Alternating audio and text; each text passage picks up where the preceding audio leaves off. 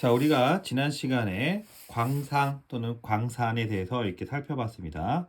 그래서 지구상에서 분포하는 여러 가지 다양한 광물 중에서 우리가 일상생활이나 또는 산업에 이용하는 이러한 광물질이 있는데 그러한 광물을 우리가 광물 자원이라고 이렇게 합니다. 광물 자원. 이렇게 광물 자원에는 크게 두 가지가 있습니다. 광물 자원은 크게 두 가지가 있어요. 첫 번째는 금속 성분으로 이루어진 금속 광물 자원. 그리고 금속 성분이 아닌 비금속 광물 자원. 이렇게 크게 두 가지가 있다라고 보시면 되겠습니다. 자, 그래서 금속 광물은 어떤 광물이냐? 말 그대로 금속이 주성분이다라고 보시면 돼요. 금속이 주성분이다.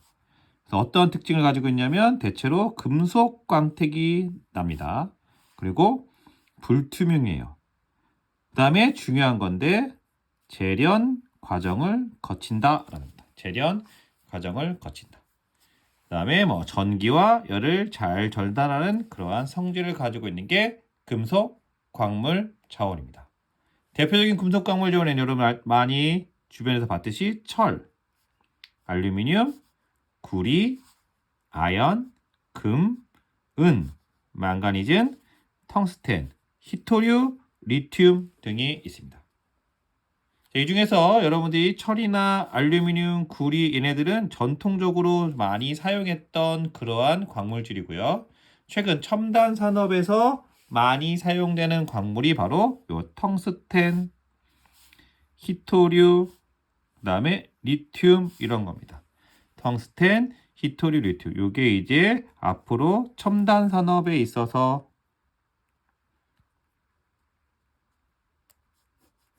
필요한 광물이다. 반도체를 만든다든지 또는 전기자동차의 건전지를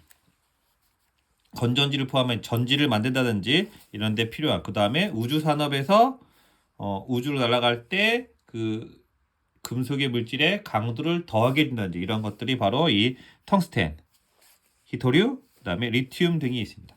그래서 이런 거 가지고 이제 여러분들이 잘 알다시피 세계 각국에서 이제 이런 자원을 얻어내기 위해서 자원을 채취하기 위해서 이런 자원을 가지고 이제 전쟁이라든지 또는 자원 전쟁이 일어나게 되는 그러한 경우도 많이 존재한다라고 보시면 되겠어요.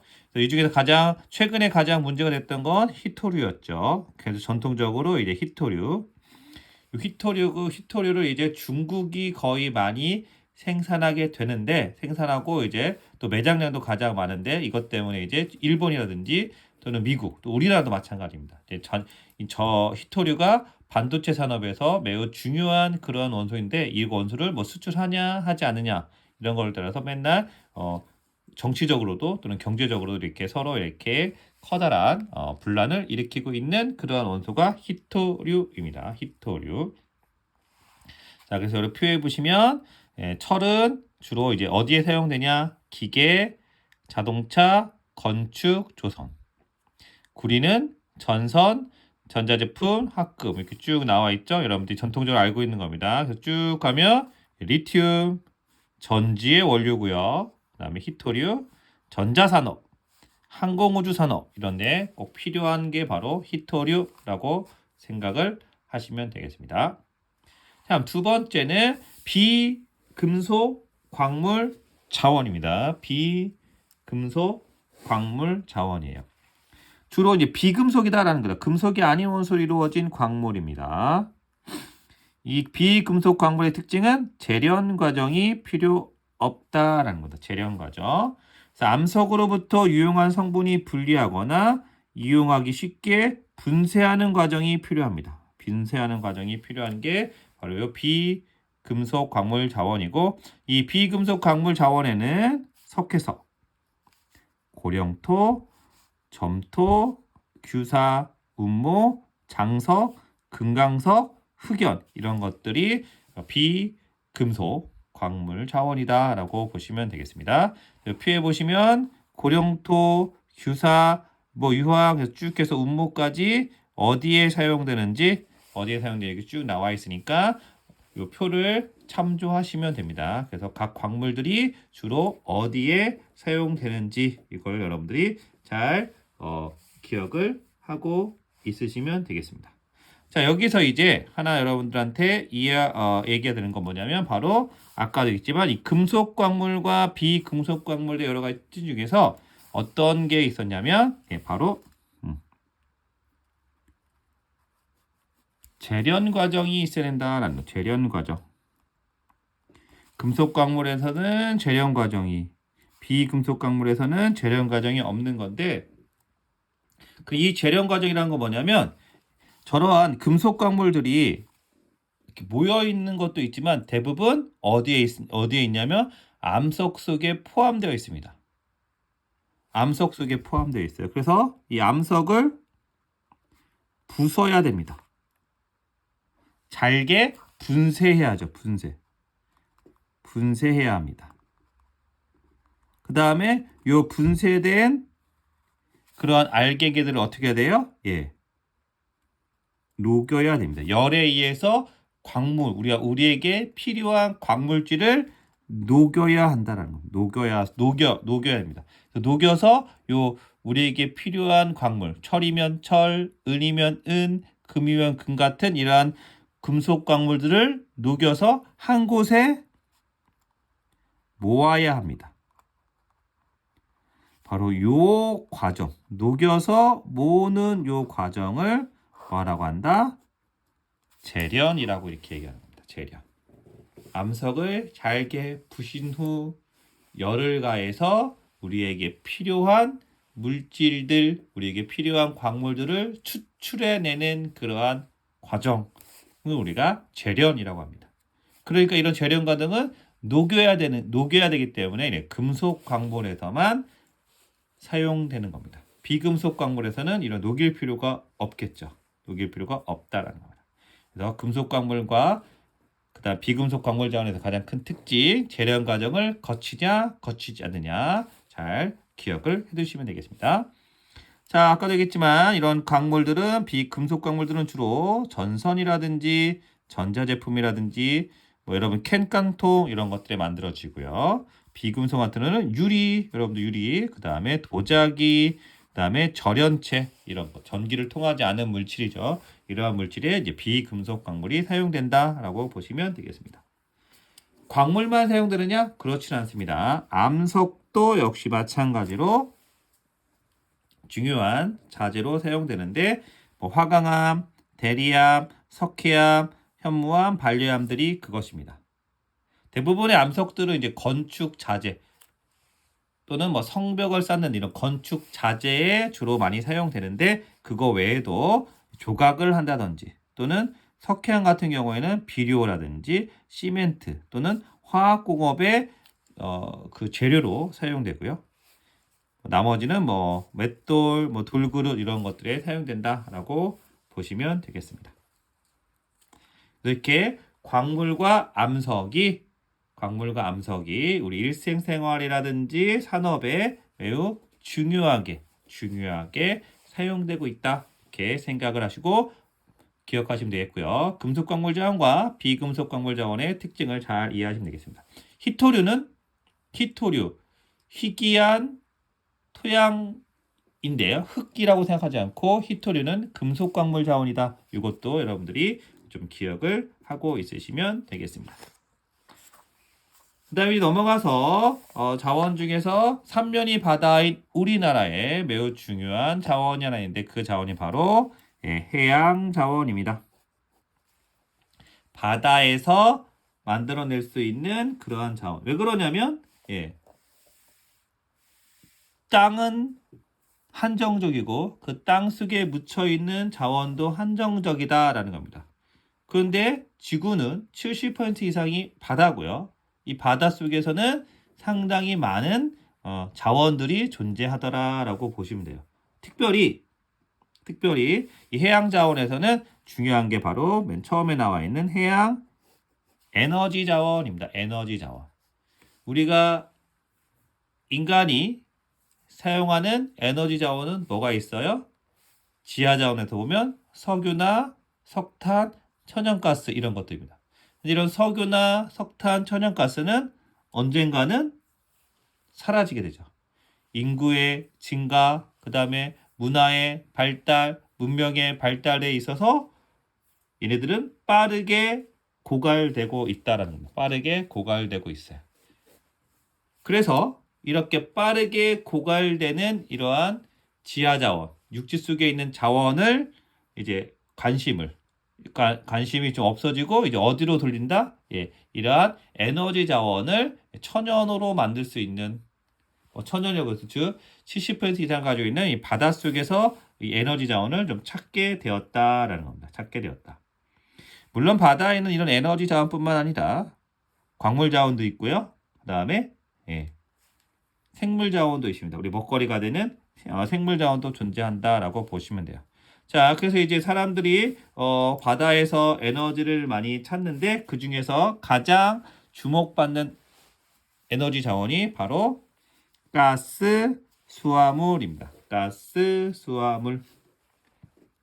자, 이 가스 수화물은요, 메테인이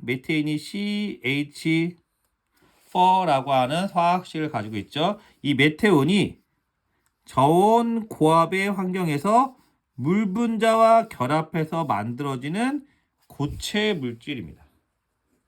저온 고압의 환경에서 물 분자와 결합한 그러한 고체 물질이 바로 가스 수화물이랍니다. 메테인이 저온 고압의 환경에서 물 분자와 결합해서 만들어진 고체 물질이다라고 보시면 돼요. 자, 그러면 저온 고압의 환경이 어떤 환경이에요? 네, 수심이 매우 깊은 환경이 되겠죠. 적어도 몇 미터 이상? 예병 한 1000m 이상은 돼야 된다는 겁니다. 수심이 1000m 이상은 돼야지만 저온, 그 다음에 고압의 환경이 유지가 될 수 있고, 그때 메테인이 물 분자와 결합하게 되면 하얀색 고체 물질이 되는데 그 고체 물질을 우리가 가스 수화물이라고 합니다. 자, 전 세계 과학자에 살펴보니까 이런 가스 수화물들이 엄청 많아요. 조금 있는 게 아니라 약 10조 톤이 매장되어 있는 것으로 추정되고, 중요한 건 바로 우리나라입니다. 우리나라의 동해 울릉분지에 약 6억 톤 가량이 매장되어 있다라는 것으로 알려져 있습니다. 여러 가지 관측을 통해서 우리나라 울릉도, 그래서 울릉분지에 6억 톤 가량 매장되어 있기 때문에 지금 현재 일본이랑 싸우는 이게, 일본하고 지금 어떠한 거 가지고 이야기하고 있죠? 예, 독도 영유권 가지고 사실은 이렇게 분쟁이 붙는 겁니다. 일본이 왜 독도에 눈을 들이냐? 바로 이 녀석을 차지하기 위해서. 즉 울릉도 분지, 독도, 울릉도 요 근처에 바로 가스 수화물이 상당량 많이 매장되어 있고, 바로 일본은 이러한 가스 수화물을 차지하기 위해서 독도 문제를 건들고 있다라고 보시면 되겠습니다. 즉 우리나라의 동해에도 이런 가스 수화물들이 많이 모여 있다라고 보시면 되겠습니다. 그래서 여러분들 여기 지도에 보시면 가스 수화물들이 이렇게 모여 있는, 전 세계적으로 이제 모여 있는 근처 지역직을 찾아본 겁니다. 그래서 대부분 어디에 있어요? 예, 육지 근처죠. 뭐 여기 육지 안에도 있는 데도 있겠지만 대부분 다 육지 근처입니다. 그러니까 예, 먼 바다가 아니라 육지 근처니까 개발하기가 좀 더 편하겠어요? 어렵겠어요? 편하겠죠. 예, 편합니다. 그래서 이런 방법, 시추 방법을 통해서 가까이 있으면 편하다라고 보시면, 육지와 가까이 있으면 최차이가 편하다라고 이렇게 보시면 되겠어요. 그래서 우리나라 같은 경우에도 이렇게 동해에 가스 수화물이 발견됐습니다. 그래서 울릉도에서부터 여기 한 100km 정도 떨어져 있는 여기입니다. 유지요. 울릉도 동남쪽 백길 따라 200m. 그렇죠? 독도 근처라 여기 포항 근처 요쪽에 많이 있다라고 보시면 되겠어요. 그래서 또 아까도 얘기했지만 독도와 이렇게 서로 싸우고 있다. 일본과 같이 이렇게 싸우고 있다라고 보시면 되겠습니다. 자, 그 다음에 역시 마찬가지로 요 해양 자원의 두 번째 에너지 자원이 화석 연료가 있어요. 예. 아직까지 대륙붕이 어떻게 되는 거죠? 수심이 200m 이내인 지역. 이 지역에 아직까지 개발되지 않은 석탄, 석유, 천연가스가 매장되어 있다라고 보시면 되겠습니다. 있다. 실제로 동남아시아 중동 지역에 뭐 바레인이라든지 뭐 이라크라든지 쿠웨이트 이런 쪽에서의 석유는 바로 요 해저에서 요 대륙붕에서 캐내고 있는 유전입니다. 그래서 거기서 이제 석유를 뽑아내서 이제 우리에게 팔고 전 세계에 이렇게 공급해주고 그러한 역할을 하겠죠. 중동 지역의 석유가 바로 요 대륙붕에서 캐어내고 있다라고 보시면 되겠습니다. 자, 근데 이 가스 수화물이나 이런 화석 연료, 뭐 전통적인 석유, 석탄, 그 다음에 천연가스 등은 어떤 문제가 있어요? 그렇죠. 예, 연소 과정에서 이산화탄소를 발생한다라고 하는 그러한 문제점이 있습니다. 이산화탄소가 발생하면 역시 지구 온난화를 일으키고 또한 온난화뿐만 아니라 연소하는 과정에서 각종 오염 물질이 배출되겠죠. 그리고 이것도 아까 뭐 10조 톤 이상 매장되어 있다라고 하지만 어떻게 된다? 자원의 양은 한정되어 있다. 그래서 언젠가는 고갈될 수 있다라는 겁니다. 가스 수화물이던 대륙붕에 묻혀 있는 거든 이게 캐낼 수 있지만 결국에는 어떻게 된다? 얘네들은 나중에 가면 다 사라지게 되고 그 다음에 지구 환경, 지구 온난화의 가장 커다란 주범이 되는 그러한 물질들이다라고 보시면 되겠습니다. 근데 가스 수화물은요 안 나오잖아요. 아닙니다. 여기서 결합되어 있는 고체 물질이지 전통적으로 얘도 메테인입니다. 메테인이 주가 되는 거예요. 그러니까 얘도 산소와 만나면 뭘 만납니까? 예, 이산화탄소를 배출하는 거다. 배출하다라고 보시면 돼요. 가스 수화물을 다른 친구들이 바다에서 캐냈으니까 얘는 친환경 에너지다라고 이렇게 생각하는 경우가 있는데 그렇지 않습니다. 가스 수화물도 전통적인 화석 연료와는 참 다르지만 아무튼 화석 연료와 같이 이산화탄소를 배출한다라고 보시면 되겠습니다. 자, 그래서 이렇게 화석연료 사용으로 발생하는 이런 문제점을 해소하기 위해서 해양에서는 대부분 좀 재생에너지라든지 또는 친환경 에너지를 얻으려고 하고 있죠. 그 중에 이제 해양에서 얻을 수 있는 에너지 크게 이렇게 있습니다. 네 가지가 있죠. 네 가지가. 해서 얘네들은 뭐냐면 이제 여기서 말하는 해양 에너지 자원인데 이 해양 에너지는 친환경 에너지 자원이면서 재생 에너지 자원이고 그 다음에 지구가 멸망하지 않는 이상 끊임없이 사용할 수 있는 그러한 에너지입니다. 전통적으로 알 수 있는 것 첫 번째는 조력 발전이죠. 조력 발전. 밀물과 썰물의 높이차를 이용하는 그러한 방식이다라고 보시면 되겠습니다. 요 어려운 말로 하면 조수 간만의 차.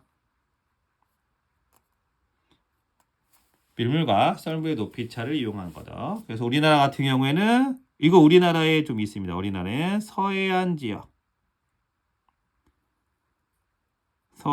지역에 바로 이렇게 조수간만에 의한 조력 발전이 있다라고 보시면 되겠습니다. 그러니까 각 지역마다 밀물과 썰물이 들어오고 나갈 때 그 높이차를 이용해서 에너지를 돌리는 그러한 형식입니다.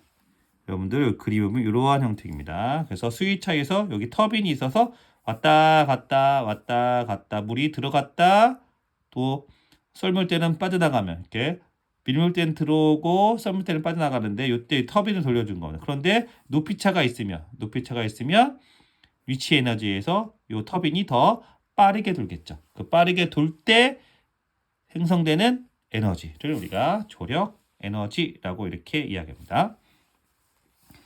위치 에너지를 전기 에너지로 전환시키는 발전 방식이고요. 우리나라 같은 경우에는 서해안에 아까도 얘기했지만 발생했다라는 겁니다. 장점은 뭐냐? 날씨나 계절에 관계없다라는 거죠. 왜냐하면 이 밀물과 썰물은 날씨와 계절에 상관이 없다라는 겁니다. 예. 뭐 바람이 불던 뭐 비가 오던 조수간만은 그렇게 차이가 없고요. 따라서 조석간만의 차를 알면 발전량을 예측이 가능합니다. 일정하기 때문에 예측이 가능하다. 그리고 그랬기 때문에 대규모의 전력 생산이 가능하다라고 하는 그러한 장점이 있다라고 보시면 되겠습니다. 하지만 단점은요. 제방 안쪽에 해수가 갇히게 되면서 갯벌이 사라진다. 염분 농도가 변한다. 해양 생태계에 좋지 않다는 거죠. 그래서 우리나라의 시화호가 이것 때문에 문제가 생겨서 그냥 거기를 아주 터놨었죠. 원래 갖다 놨다가 시화호가 이제 이러한 발전소에 의해서 만든 호수인데 얘가 이렇게 가둬놓으니까 염분 농도가 높아지고 생태계에 별로 좋지 않아서 얘를 이렇게 터놓는 그렇게 됐다라고 보시면 되겠습니다. 이런 형태의 발전 방법이 조력 발전인데 아무튼 우리 서해 쪽에서 앞으로 요 조력 발전소를 세워서 좀 더 이제 그 에너지를 공급할 수 있도록 이렇게 보시면 되겠습니다. 다음에 조류 발전. 두 번째는 조류 발전입니다. 조석은 자연적으로 발생하는 흐름인 조류에 의해서, 그러니까 얘 조류는 물의 흐름입니다. 직접 터빈을 설치하면서 해수의 수평 흐름을 회전운동으로 변하게 하면서 전기 에너지를 생산하는 방식을 조류 발전이라고 합니다. 즉 얘는 조류가 강한 곳, 조류가 강한 곳입니다. 그래서 이건 주로 이제 우리나라 갈대류를 이렇게 표현하면 돼요. 우리 율돌목이라고 아시죠? 이순신 장군이 일본 해군들을 무찔렀던 그 율돌목, 노량해전인가요? 명랑해전인가요? 기억이 잘 안 나는데 노량 또는 명랑해전으로 알고 있는데 두 번째니까 명랑해전이에요. 명랑해전에서 율돌목을 이용해서 조류의 흐름을 바꾸면서 이제 일본군을 무찔렀는데 바로 여기 바로 요때 그 지역처럼 조류의 흐름이 좀 빠른 곳은 바로 이렇게 수평 흐름으로 회전운동을 변화시킬 수 있기 때문에 전기 에너지를 생성할 수 있다라고 보시면 되겠습니다. 그래서 운동 에너지를 이용한다는 점에서는 풍력 발전의 원리와 동일합니다.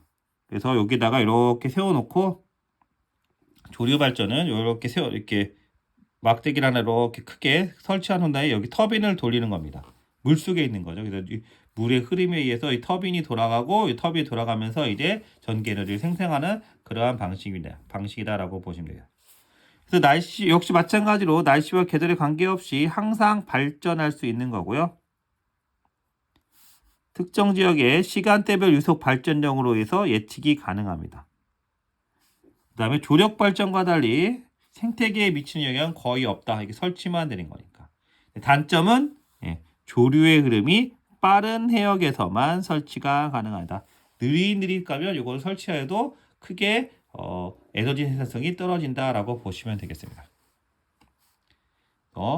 물의 흐름이 빠른 곳에 설치하는데 우리나라 같은 경우에는 율돌목이 그러한 흐름에 매우 빠르다라고 보시면 되겠습니다. 역시 마찬가지 이쪽으로 흐르던 이것도 이쪽으로 흐르던 상관이 없습니다. 조류의 흐름이 흘러가는 쪽으로 이렇게 설치하면 된다라고 보시면 되겠습니다. 자, 그 다음에 파력 발전입니다. 파력 발전은 파도의 상하 좌우 운동을 이용합니다. 파도의 상하 좌우 운동을 이용합니다. 이 파도는 왜 치느냐? 바람의 영향으로 치는 거예요. 바람의 영향으로 칩니다. 따라서 바람이 어느 정도 있어야 된다라고 보시면 돼요. 바다의 부표나 원통형 실리도를 띄워놓는 겁니다. 이렇게 띄워놓는 거예요. 이렇게 띄워놓는 겁니다. 그래서 여기에 발전기를 설치해서 파도가 칠 때 전기 에너지를 생산하는 방식입니다. 부유식도 있고요. 그 다음에 여기처럼 이렇게 고정식도 있습니다. 부유식은 이제 파도 위에 떠놀리는 거고요. 우리나라 같은 경우에는 동해나 제주도 주변 해역에서 강한 파도가 발생하는 곳에 이제 이 파력 조건을 발전할 수가 있는데 아직 실천은 되고 있지 않아요. 그래서 이렇게 강한 파도가 발생하는 곳에서 이 파력 발전이 있다라고 보시면 되겠습니다. 자, 그 다음에 이제 해양 온도차 발전입니다. 표층수와 심층수의 온도 차이를 이용해서 전기를 생산하는 방법인데요. 표층수의 따뜻한 열로 액체를 기화시켜 터빈을 돌려서 전기를 생성하고 사용한 기체의 온도를 낮은 심층수로 다시 보내서 액화시키는 그러한 방식이 해양 온도차 방식입니다. 자, 우리나라 같이 수심이 좀 동해를 제외한 서해나 남해는 수심이 좀 낮기 때문에 이런 거 사용할 수 없고, 이거는 동해처럼 좀 수심이 깊은 지역에서는 이거를 사용할 수 있다라고 보시면 되겠습니다. 그래서 장점은 에너지 공급원이 무한하고요. 이산화탄소를 발생시키는 천정 자연 에너지다. 반납 구분 없이 전력 생산이 가능하다. 안정적인 에너지원이고요. 특별한 저장실에 필요 없습니다. 어차피 물로 데펴서 끓인 다음에 그 증기를 다시 밑으로 보내면서 액화시키는 거니까 상관없고, 역시 마찬가지로 계절적인 변동에 감안해서 사용이 가능하다라고 보시면 되겠습니다. 단점은 이 바닷물의 부식에 의해서 잘 일어나지 않는 재료로 발전 설비를 만들어야 된다는 거고요. 그래서 이런 온도차 발전은 현재 미국, 일본, 그다음에 프랑스와 같은 지역에서는 바로 해양 온도차를 이용해서 에너지를 생산하고 있다고 하는데, 뭐 엄청나게 큰 양을 생산하는 건 아니고요. 어떤 한 지역에서 필요한 에너지를 사용한 만큼의 그 에너지를 생산되고 있다라고 이렇게 보시면 되겠습니다. 해양 온도차 발전에 모식도는 여기 나와 있으니까 한번 살펴보시면 되겠습니다. 이렇게 해서 돌리고 삥삥삥 돌려가지고 이렇게 결국은 터빈을 돌려서 발전기를 돌려서 에너지를 생산하는 그러한 방식이다라고 보시면 되겠습니다. 자, 이렇게 해서 우리가 해양 에너지 자원에 대해서 한번 살펴봤고요. 이것만 있느냐? 그렇진 않습니다. 해양에는 에너지 자원뿐만 아니라 우리가 사용할 수 있는 여러 가지 자원들이 있는데요. 첫 번째가 바로 그 다음이 해양 생물 자원입니다. 여러분들 뭐 우리나라는 뭐 물고기뿐만 아니라 각종 어패류를 다 먹고 있죠. 그래서 그만큼의 식량을 제공하고 있다라고 보시면 되겠어요. 그래서 바다에는 약 6만 5천 통의 식량을 전 세계로 이렇게 공급해주고 있습니다. 우리나라만 먹는 게 아니고요. 다른 나라도 먹죠. 우리나라는 주로 이제 다 먹지만, 우리나라는 다 먹습니다. 바다에서 나오는 것들은 대부분 독이 없으면 다 먹어요. 뭐 독 있는 보고도 먹으니까 다 먹습니다. 자, 근데 이런 해양 생물은 육상 생물에 비해서 이게 중요해요. 재생산력이 좀 강하다라고 보시면 되겠어요. 그러니까 나는 양을 많이 난다라고 보시면 되겠어요. 그리고 그 생산력이 치어에서 성인 어류까지 성장하는데 그 기간이 짧다라고 보시면 돼요. 우리가 이제 뭐 예를 들어서 이런 겁니다.